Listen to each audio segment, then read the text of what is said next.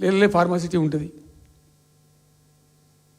మళ్ళీ ఆడ 3,000 ఎకరాల్లో వాడేవాడు అంబానా సల్మాన్ ఖాన్ ఎవడో వంతారనో బొంతారనో పెడతారు. ఈ జూ పార్క్ కొంచెం ఆడబెడతారట. ఎందుకు జూ పార్క్ అమ్మకతో పెట్టానుక? ఏం జరుగుతుంది ఈ రాష్ట్రంలో అసలు? మేము ఇటువంటి చిల్లర పనులు చేయలేదే మేము ఉన్నప్పుడు, ఇంత దుర్మార్గమైన కార్యక్రమాలు చేయలేదే. ఇది ఎక్కడ దిక్కుమాలిన దందా? ఏం జరుగుతుంది అసలు? ఏం చేయదలుచుకున్నారు ఈ రాష్ట్రాన్ని? ఇదేం పోతున్నా? సో ఇట్లా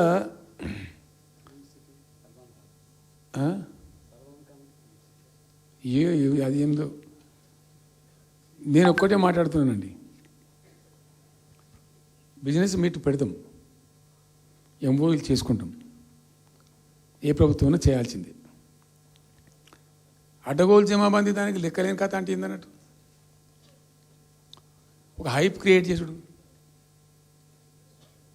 దీనికి ఆజుడు, దీనికి గురువు చంద్రబాబు నాయుడు. చంద్రబాబు నాయుడు చెప్పిన లెక్కల బిజినెస్ వచ్చేది ఉంటే, ఎంఓయూలు సక్సెస్ అయ్యేది ఉంటే ఆంధ్రప్రదేశ్లో ఈ పాటికి 20 లక్షల కోట్లు వచ్చి ఉండాలి. ఆయన ఫస్ట్ టైం అలా సీఎం ఉన్నప్పుడు ఆ ఊళ్ళో పెట్టే కదా, వైజాగ్లో, అమరావతిలో కదా, వైజాగ్లో పెట్టిండు. వైజాగ్లో ఎవరు వెళ్ళి ఎంఓయూలు చేసిన వాళ్ళంటే వంట మనుషులు అని చెప్పిండ్రు. ఆ స్టార్ హోటల్లో బయట వంట మనుషులు, వాడు ఎవడ సప్లై చేసేటోళ్ళు, వాడు వచ్చి కూర్చోపోయి సంతకం పెట్టే పెట్టిండు వాడు పాపం. అవునా అంటే పాపులర్ అయింది అది. ఇప్పుడు మరి ఎక్కడ ఆ పెట్టుబడులు ఎక్కడ చెప్పండి? ఆఖరికి 10,000 కోట్లు అన్న రావాలి. 15 లక్షల కోట్లు, 6 లక్షల కోట్లు, 8 లక్షల కోట్లు.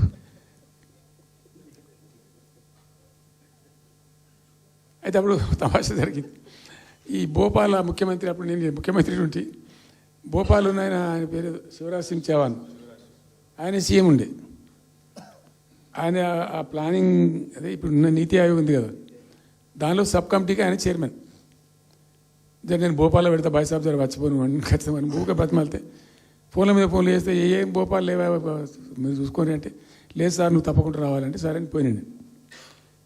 అయితే ఆడొక ఇండస్ట్రీ మినిస్టర్ ఉంది, వాళ్ళ గవర్నమెంట్కి ఉంటారు కదా మధ్యప్రదేశ్కు.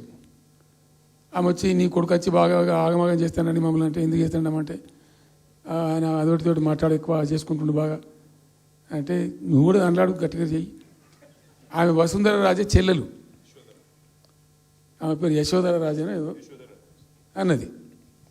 అంటే నేను అంతకుముందు ఒక కొద్ది రోజుల ముందే నేను భోపాల్ పోవడానికి ఒక దాదాపు 2-3 మంత్స్ బిఫోరే మోడీ గారు వచ్చిండు. అక్కడ వచ్చి 14 లక్షల కోట్లకు ఎంఓయూ చేసి పడేసింది. ఇది మధ్యప్రదేశ్ గవర్నమెంట్. ఏంటి మొన్న 14 లక్షల కోసం చేసింది కాదమ్మా, మీకు నాకు అర్థం కాదు, నీకేం రాలేదంటావు నువ్వు. ప్రధానమంత్రి మీకు సపోర్ట్ ఉండే, మీకు పార్టీ అయ్యి మీకు మంచిగా నీకు ఇంత లాభం ఉంది అంటే, ఓ సో బోగసాయి సాబా ఆమె నేను అతను ప్రామిస్ చెప్తాను.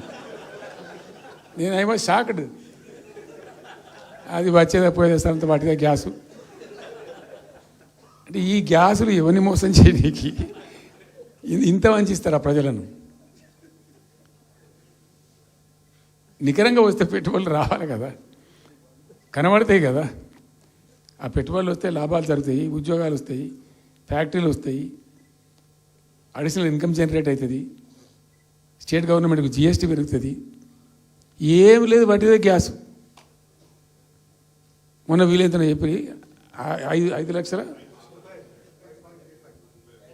నువ్వు కొంచెం తగ్గించి చెప్తున్నావు. నేను పేపర్లో చూసింది 575.